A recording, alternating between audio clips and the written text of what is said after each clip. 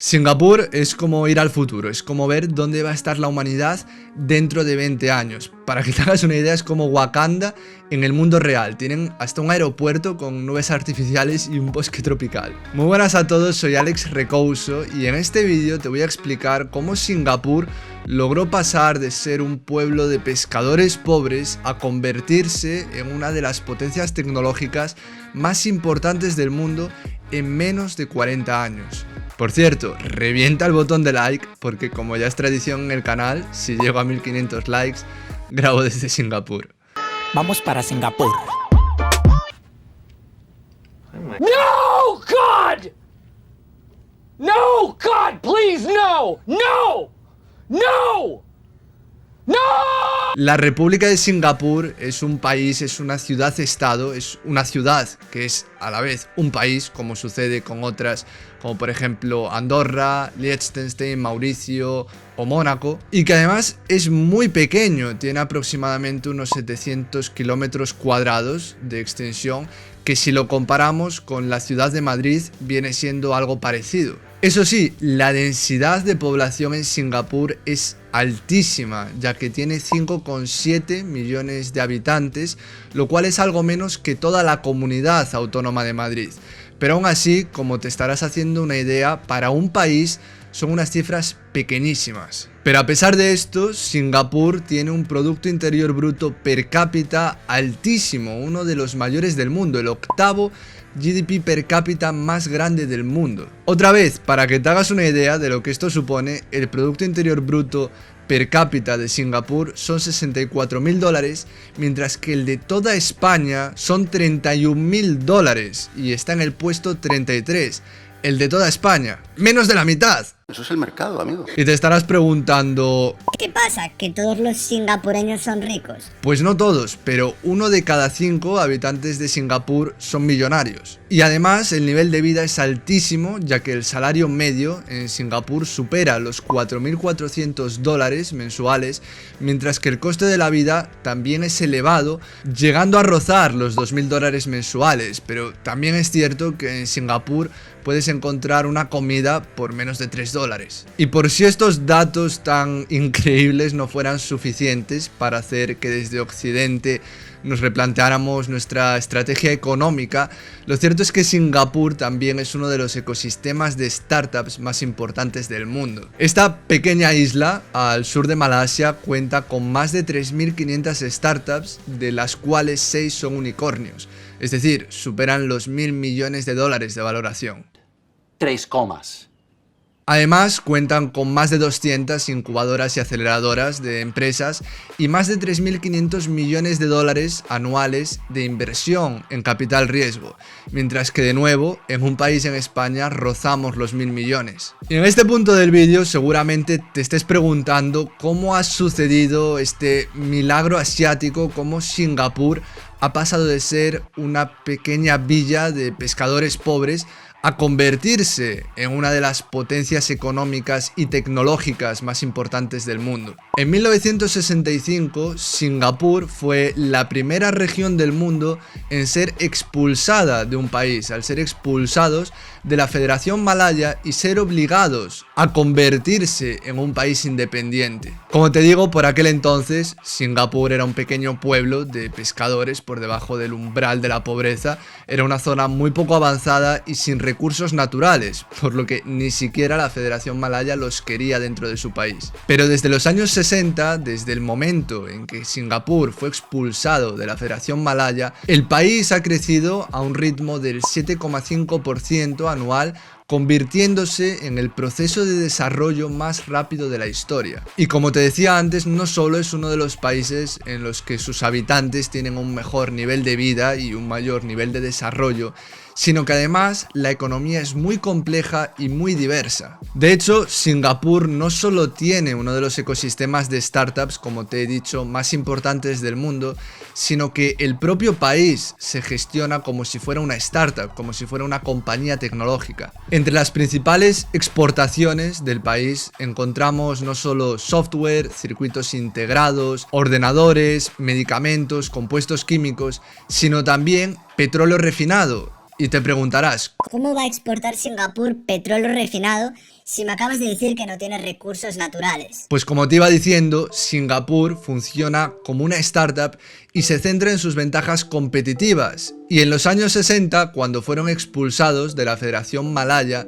se dieron cuenta de que eran una de las zonas con mejor posición geoestratégica del mundo, ya que la mayoría del tráfico marítimo mundial pasaba por las aguas del mar de Singapur. De esta forma decidieron comprar petróleo a Malasia, a la empresa Petronas, la que tiene las Petronas Towers en Kuala Lumpur, y refinarlo en Singapur para vendérselo a los barcos que pasaban por el puerto. Y aunque esto pueda parecer un movimiento inicial bastante evidente, lo cierto es que marcó el tono de la economía de Singapur, ya que la convirtió en una economía de valor añadido. Después de esto, Singapur decidió centrarse en crear una economía competitiva, atrayendo empresas e inversión internacional. El operar como si fuera una startup y con una burocracia tan reducida ha convertido a Singapur en el país más libre económicamente del mundo, el segundo mejor país del mundo para hacer negocios y el octavo país más innovador del mundo. Además, como te digo, el índice de desarrollo humano de Singapur es uno de los más altos del mundo, equiparable a los países nórdicos, ya que cuenta, por ejemplo, con unas de las mejores universidades del mundo, como la Universidad Nacional de Singapur o la Universidad Tecnológica de Nanyang. Además, el gobierno de Singapur no es simplemente un cerdo capitalista, ya que provee con educación online gratuita para todos sus ciudadanos. Desde la plataforma learn.com.sg, que es el dominio de Singapur, ofrecen una cantidad limitada de cursos gratis a cada ciudadano para que mejoren sus habilidades y puedan competir a nivel mundial. Y una de las claves para esta competitividad no son solo las habilidades y los conocimientos técnicos que puedan tener los ciudadanos de Singapur, sino también el idioma. En Singapur, al igual que en China continental, Taiwán y Macao, se habla chino mandarín, pero el idioma oficial de Singapur es el inglés y casi todas las personas menores de 30 años hablan un inglés totalmente perfecto. Y por si todo esto fuera poco, Singapur también es un país que promueve la inmigración de calidad, con iniciativas como el Entrepass, un visado para emprendedores. De esta forma, si tú tienes una startup o una empresa innovadora, puedes quedarte en Singapur un año y si cumples una serie de requisitos mínimos te van ampliando la residencia hasta que eventualmente puedes optar a convertirte en ciudadano de Singapur. Y todas estas iniciativas, toda esta diversidad han creado algo que también es una de las claves del éxito de Silicon Valley, que es la pluriculturalidad. De hecho, esta es una de las fortalezas más grandes de Singapur, ya que es una ciudad-estado en la que conviven millones de personas, de religiones y de culturas totalmente diferentes. Además, como te estaba diciendo, Singapur es un país totalmente orientado a la innovación. Y por supuesto la pluriculturalidad contribuye a esto. No sé si recuerdas un vídeo que hice sobre las empresas de Y Combinator en el que te expliqué cómo una que se llamaba Blissway estaba construyendo un sistema de peajes totalmente automatizados en Estados Unidos. Pues resulta que esto existe en Singapur desde hace décadas. Básicamente tienen un sistema de cámaras que se encarga de controlar el tráfico en cada carretera para subir el precio cuando suba el tráfico y evitar así las congestiones de la ciudad y del país. De esta forma consiguen limitar el tráfico, limitar la contaminación y hacer que paguen por el uso de las carreteras aquellos que verdaderamente las usan. Y esta es solo una de las muchas innovaciones que ha puesto en marcha el gobierno de Singapur y que ya están atrayendo a billonarios de todo el mundo, como por ejemplo Eduardo Saverin, el cofundador de Facebook. Otra de las iniciativas más populares del gobierno de Singapur es el sistema de vivienda pública orientado a la propiedad. De hecho, este es uno de los proyectos de vivienda pública más populares y más exitosos del mundo, con un 90% de los ciudadanos de Singapur siendo propietarios de una vivienda. Además de este 90%, el 80% es propietario de una vivienda de construcción pública. Aunque pueda no parecer muy capitalista y muy liberal, Singapur tiene un organismo que se encarga de determinar cuántas viviendas se construyen, cómo se construyen y a qué precio se venden. Además, este organismo también decide qué suelo se saca a subasta para que lo puedan comprar promotoras privadas y construir viviendas privadas, de forma que incluso una vivienda privada sigue siendo de propiedad pública, ya que el suelo es de propiedad pública y los ciudadanos, los propietarios, solo obtienen un derecho de uso por 99 años y cuando esos 99 años pasan, el suelo vuelve al Estado y el gobierno construye nuevos apartamentos. Como puedes ver, en el caso de la vivienda, Singapur es un país que combina el capitalismo con el paternalismo estatal y un intervencionismo en muchos de los aspectos de la vida. Por ejemplo, William Gibson lo describió muy bien como Disneyland para adultos con pena de muerte. De hecho, Singapur es un lugar extremadamente seguro, es uno de los países más seguros del mundo, el crimen prácticamente no existe y la ley se cumple. Pero la ley se cumple por miedo a las condenas, porque realmente el sistema judicial de Singapur es tremendamente exagerado. Para que te hagas una idea, Singapur tiene pena de muerte para los traficantes de drogas, no importa la nacionalidad, si traficas te matan. También tiene un castigo que son palazos con una vara de bambú. Y una de las prohibiciones más extravagantes es la del chicle o la goma de mascar, con la que si entras al país te pueden caer hasta $100.000 de multa o incluso 2 años de cárcel.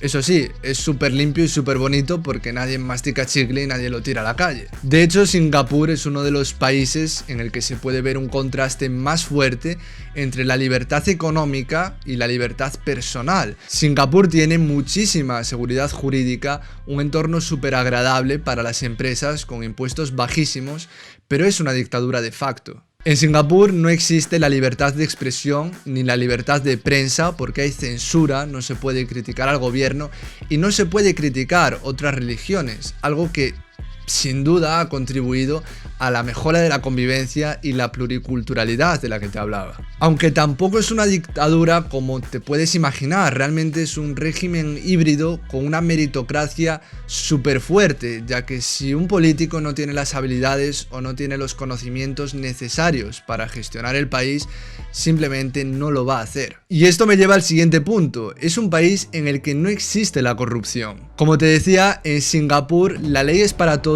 y se persigue de forma agresiva a aquellos que no la cumplen. Las multas millonarias y los latigazos hacen que simplemente no sea un buen negocio ser corrupto en Singapur. Como te digo, la mayoría de las dictaduras son dictaduras de gente poco inteligente que mira más por su beneficio personal y por mantenerse en el poder que por el bien del país, pero realmente Singapur es un caso extraordinario porque con un sistema tan autoritario se ha convertido en una de las potencias económicas a nivel mundial y en uno de los centros de innovación y tecnología más importantes del planeta. Como siempre te digo, con otros proyectos, como por ejemplo el de Próspera, en el que se está creando una ciudad totalmente desde cero y una sociedad totalmente diferente, o por ejemplo como los Sea Estates, las ciudades que se construyen en aguas internacionales, la clave para encontrar el mejor modelo de gobierno y de sociedad es simplemente probar muchos modelos. Con esto no estoy diciendo que no debamos promover la democracia porque claramente hay muchos casos de éxito para la democracia, pero como estamos viendo también hay algún caso de éxito para gobiernos alternativos, así que ¿por qué no probarlos y ver cuál es el que se adapta mejor para cada país y para cada uno de nosotros? Y como siempre ahora quiero saber tu opinión, ¿qué te parece el modelo de país startup de Singapur? ¿Te gustaría visitarlo o incluso vivir allí? Y recuerda reventar el botón de like para que este vídeo lo pete y yo también pueda visitarlo. Y ya sabes, puedes hacer clic aquí para suscribirte o aquí para ir a ver otro vídeo. Nos vemos en Singapur.